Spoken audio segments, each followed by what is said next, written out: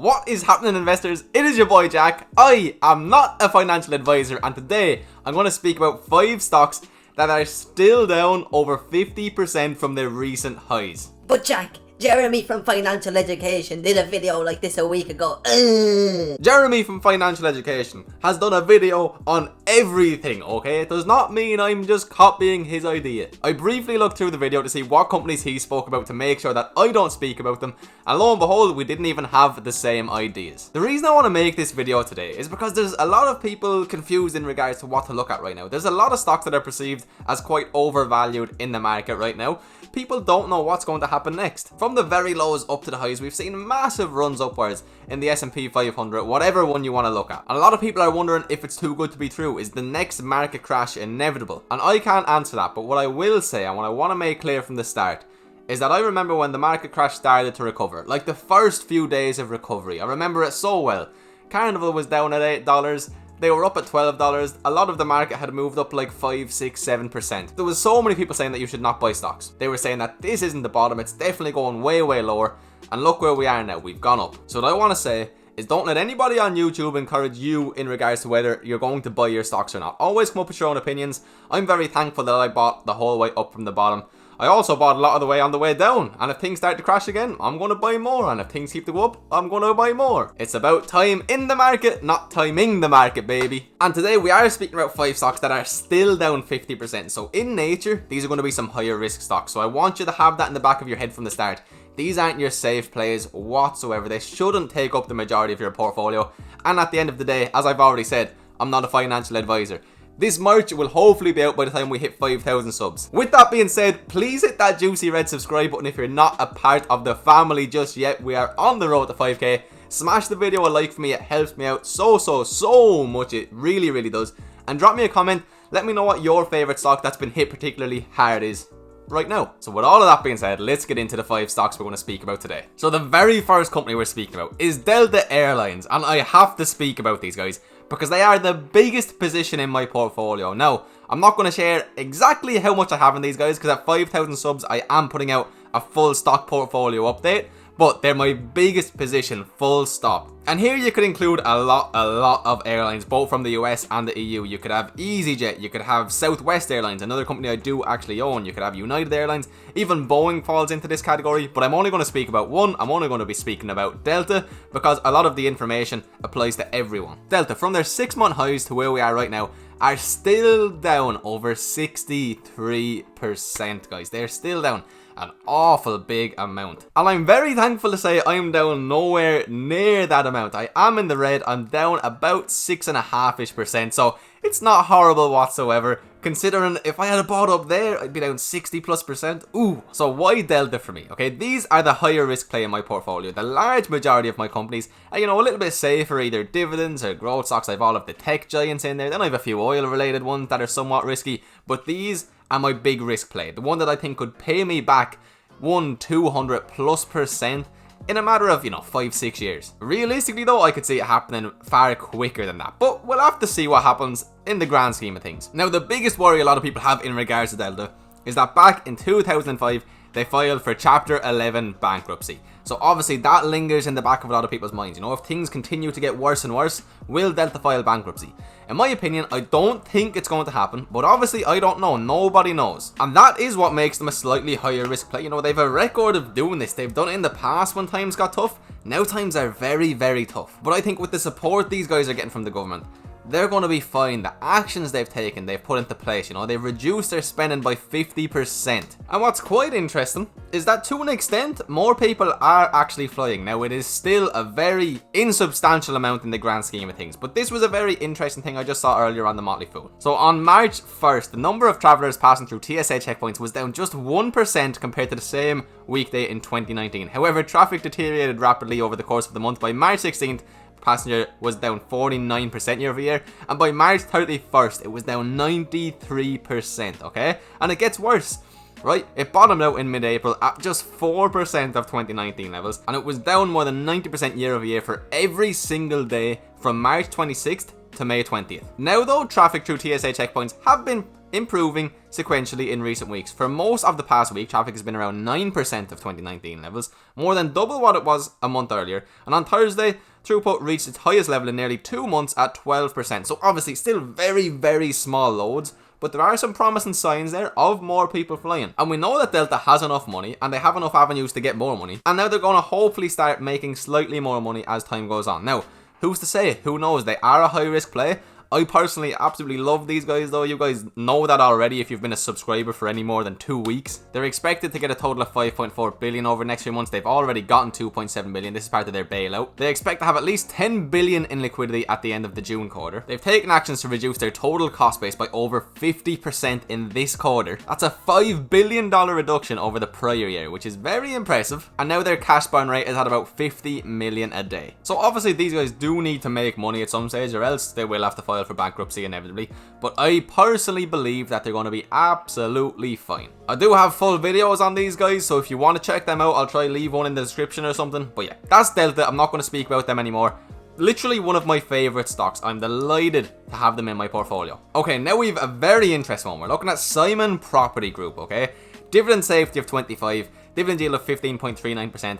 That dividend sadly is more than likely going to disappear off the face of the earth. Just going back to their 6-month highs, these guys are still down very close to 64%.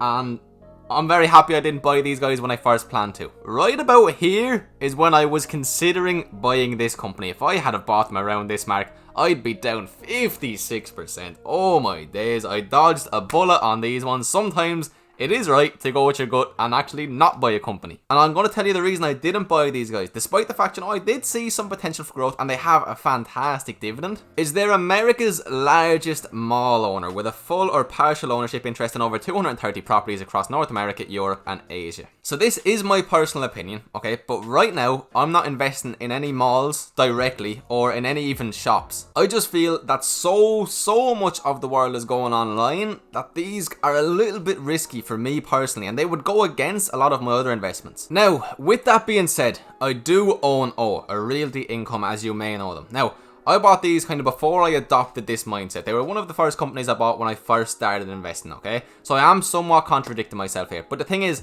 I don't really plan on putting too much money into these guys in the near future. They own people like Walgreens, 7-Eleven, FedEx, Walmart. And to be honest, I do think they're a great company. That's why I'm not selling them, and I do believe in them. But in the very long term, I don't want to put very much of my money into these kind of companies. I just believe that so much of the world will end up going online, and the likes of Facebook, the likes of Amazon, even Google are all going to take massive advantage. And I think that malls will be one of the first things to go, okay? I don't think it's going to be the individual stores. I don't think there's going to be a day where you leave your house and you can't find a shop, but I don't personally believe in malls all that much. The reason I'm speaking about them is because there was a stage where I was contemplating buying them, and I definitely don't think by any means they're a bad company. And the fact that they're down so much, like I was close to buying them at $120-ish, now that they're all the way down to $54, is there a chance I buy? Who knows? Right now, I honestly don't plan on buying them, but I can definitely see why you would, and I do see some insane growth potential. It all depends what happens in the next few months, or even the next 6 to 9 months. The majority of their net income comes from malls, which is 48%, and premium outlet centers, which are essentially, you know, very similar to malls, which is 42% of their income. Now again, it's not like I'm saying that I think malls are just going to disappear off the face of the earth, because realistically that's not going to happen. I just don't think it's going to be one of the next big massive industries, and I think my money could be spent better somewhere else. That's all I'm trying to say. Okay, third up, we have Wells Fargo and Company. So if you're one of the many subscribers on the channel who's from the US, you're going to know exactly who these guys are. They're a bank, and I own them, and they are my worst performing stock by an absolute mile. These guys, for me, are down over 35%. So obviously I bought them somewhere around this general area. It was a bad thing. I was new to investing. It is what it is. I'm not too upset about it.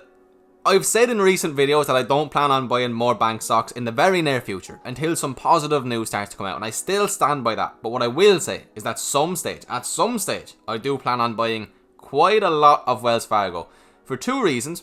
because I do believe in them in the long term, and I believe in the US in the long term. And if I can get my cost base down, if I can buy, twice as many shares as I bought before, my cost base will be a lot lower, and I'll actually be able to make some decent money off these in the long term. But anyway, I'm getting ahead of myself. From highs to lows, down about 55-ish%. We're looking at a company right now with a dividend yield of 8.44% and only a dividend safety of 40. And their dividend looks increasingly fragile, and that is true to say the least. And I'm going to speak about why now. The risks revolve around the US consumers' ability to pay their mortgage and other bank payments, okay? So right now, we all know that there's so many people in really tough positions. Unemployment rates are at pretty much all-time highs. They're expected to go into double digits potentially by the end of the year, which is crazy. 20+% of the United States being unemployed. Obviously, these people are going to struggle to pay their mortgages, to pay their loans, things along those lines.